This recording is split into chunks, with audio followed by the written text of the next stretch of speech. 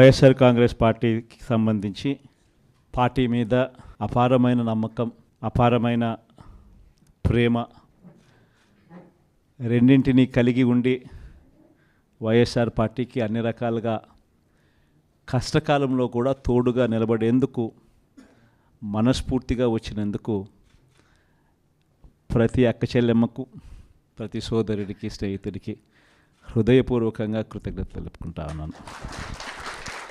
ఈరోజు రాష్ట్రంలో జరుగుతూ ఉన్న పరిస్థితులన్నీ కూడా మీకు అందరికీ కూడా తెలియని కావు.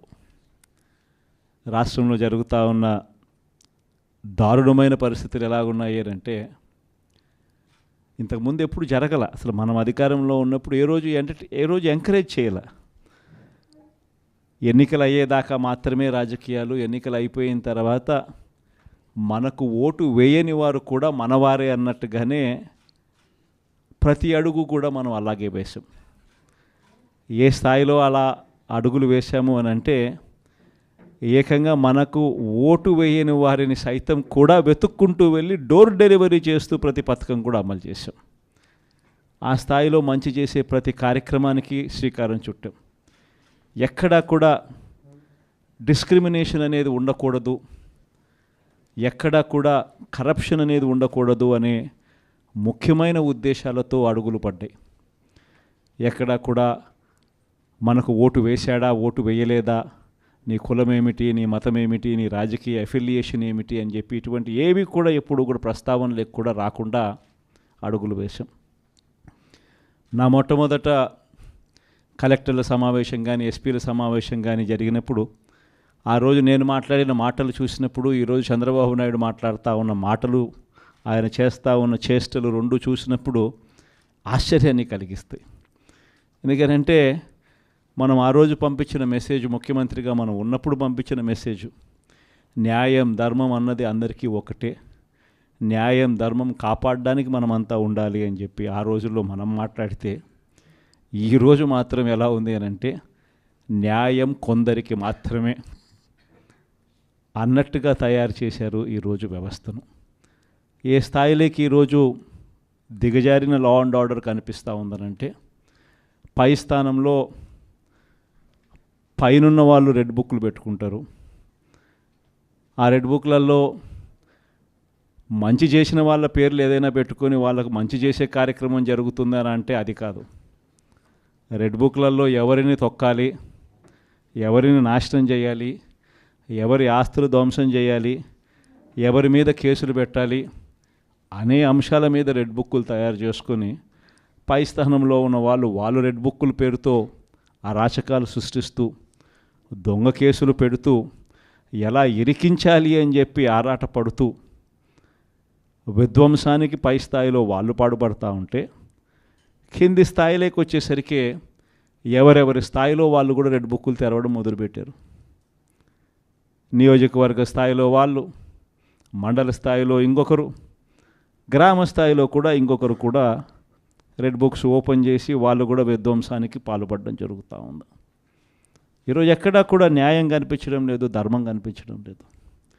పోలీసులు పూర్తిగా ప్రేక్షక పాత్ర వహిస్తూ ఉన్న పరిస్థితులే కనిపిస్తూ ఉన్నాయి. మొట్టమొదటిసారిగా ఈరోజు పోలీసుల సమక్షంలోనే పోలీసులు దగ్గరికి ఎవరైనా కూడా మాకు అన్యాయం జరిగిందని చెప్పి పోలీసుల దగ్గరికి వెళ్ళి కేసు పెట్టడానికి మనం ప్రయత్నం చేస్తే ఎదురు కేసులు మనవారిపై కూడా వాళ్ళే పెట్టే పరిస్థితులకి ఈరోజు కనిపిస్తూ ఉన్నాయి. ఎలాంటి దారుణమైన పరిస్థితిలో ఈరోజు వ్యవస్థలు కూడా ఉన్నాయనంటే అన్ఫార్చునేట్గా మనకు ఒక ఈనాడు, ఒక ఆంధ్రజ్యోతి, ఒక TV5 ఇలాంటి గోబుల్స్ ప్రచారం చేసే మాధ్యమాలు కూడా మన దగ్గర లేవు. నాకు ఆశ్చర్యం అనిపించింది మనం చూస్తూ ఉంటే పెద్దిరెడ్డి రామచంద్రారెడ్డి గారి మీద జరుగుతూ ఉన్న పరిణామాలు. అసలు ఎక్కడో పేపర్లు ఏదో కాలిపోయాయి అంటే ఏదో ఆఫీస్లో, అధికారంలోకి వచ్చిన తర్వాత 2 నెలల తర్వాత ఏదైనా ఆఫీస్లో పేపర్లు కాలిపోతే, లేకపోతే ఏదైనా కారణం చేత ఆ పేపర్లు కాలిపోతే ఆ పేపర్లో కాలిపోయిన దానికి రామచంద్రారెడ్డికి ఏం సంబంధం? ఎవరు అధికారంలో ఉన్నారు, ఎవరి గవర్నమెంట్లో ఉన్నారు? అందులో ఒక చోట పేపర్లు కాలిపోతే కింద ఆఫీసులలో పేపర్లు దొరుకుతాయి, పైన కలెక్టర్ల ఆఫీసులలోనూ పేపర్లు దొరుకుతాయి, ఆర్డీఓ ఆఫీసులలో పేపర్లో కాలిపోతాయి, ఎంఆర్ఓ ఆఫీసులలో పేపర్లు దొరుకుతాయి, ఎంఆర్ఓ ఆఫీస్లో దొరుకుతాయి, పైన కలెక్టర్ల ఆఫీసులో దొరుకుతాయి, పైన అంతకన్నా పైన హెచ్ఓడి ఆఫీసులలో కూడా దొరుకుతాయి. ప్రతిదీ కూడా డిజిటైజ్డ్ అయిపోయిన పరిస్థితులు కనిపిస్తూ ఉన్నప్పుడు హార్డ్ డిస్క్లు లేవా, సర్వర్లలో ఉండవా? వీళ్ళే ఏదో చేస్తారు, దొంగ కేసు మళ్ళీ వాళ్ళ మీద పెడతారు, పెట్టి మన వాళ్ళకి అంటించే కార్యక్రమం చేస్తూ ఉన్నారు.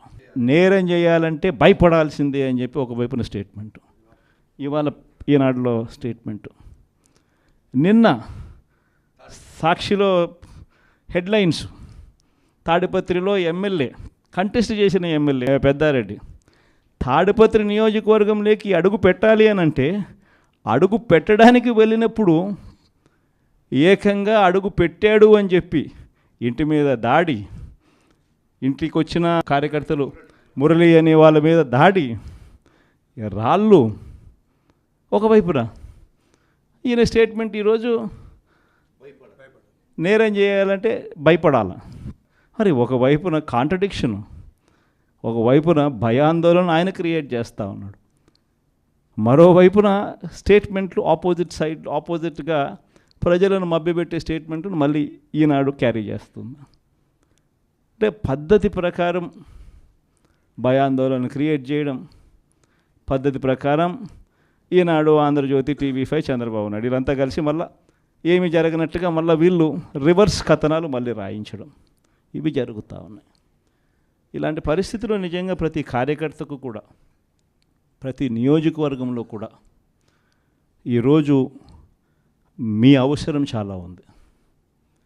ఎందుకనంటే కోర్టుల దృష్టికి, న్యాయస్థానాల దృష్టికైనా కూడా ఏదైనా మనం తీసుకొని పోవాలి అని అంటే ఇనిషియేటింగ్ ఎక్కడో ఒకసారి జరగాలి. కాబట్టి మీ అందరితో కూడా నేను ఒకటి చెప్తా ఉన్నా, మీరు చేయబోయే పాత్ర చాలా అవసరం. అందరం ఒక తాటి మీదకి వద్దాం, ఒక తాటి మీదకి వచ్చి అందరం గట్టిగా యుద్ధం చేస్తేనే ఈ తెలుగుదేశం పార్టీ చేస్తూ ఉన్న అన్యాయాలను ఎత్తి చూపగలుగుతాం. వీళ్ళు చేస్తూ ఉన్న ప్రజా వ్యతిరేక పాలనను మనం ప్రజల్లోకి గట్టిగా తీసుకుని పోగలుగుతాం. ప్రతి నియోజకవర్గంలోనూ కూడా మనం మన కార్యకర్తలకు అండగా ఉండే కార్యక్రమం జరగాలి. సో డిస్ట్రిక్ట్ లీగల్ సెల్స్ అనేటివి స్ట్రాంగ్ కావాలి, డిస్ట్రిక్ట్ లీగల్ సెల్స్ అనేటివి స్ట్రెంగ్తన్ కావాలి. స్ట్రెంగ్తన్ అయితేనే మనం మన ప్రతి కార్యకర్తకు అండగా నిలబడగలుగుతాం. జిల్లాను ఒక యూనిట్గా తీసుకొని ఆ జిల్లాలో లీగల్ సెల్ ఎలా ఉంది, ప్రతి కార్యకర్తకు ప్రతి నియోజకవర్గంలోనూ ఈ లీగల్ సెల్ అందుబాటులో ఉండడము ఒక ఆస్పెక్టు, రెండో ఆస్పెక్టు తోడుగా ఉండడము. ఈ రెండు జరుగుతున్నాయా లేదా అన్న వాటి మీద ధ్యాస పెట్టాలి. లాయర్ల డెవలప్మెంట్కి సంబంధించి, వెల్ఫేర్కి సంబంధించి ఎప్పుడు జరగని విధంగా వైఎస్ఆర్సీపీ ప్రభుత్వంలో మాత్రమే పట్టించుకున్నాం. మనం వచ్చిన తర్వాతనే మొట్టమొదటిసారిగా 100 కోట్ల రూపాయలతో కార్పస్ ఫండ్ ఏర్పాటు చేసింది ఒక వైఎస్ఆర్సీపీ ప్రభుత్వం వచ్చిన తర్వాతనే. అంతకుముందు ఎవరూ కూడా లాయర్ల గురించి మాట్లాడారే తప్ప లాయర్ల వెల్ఫేర్ గురించి పట్టించుకున్న పార్టీ ఇంతకుముందు గతంలో ఏదీ లేదు. ఒక్క వైఎస్ఆర్ కాంగ్రెస్ పార్టీ మాత్రమే పట్టించుకుంది.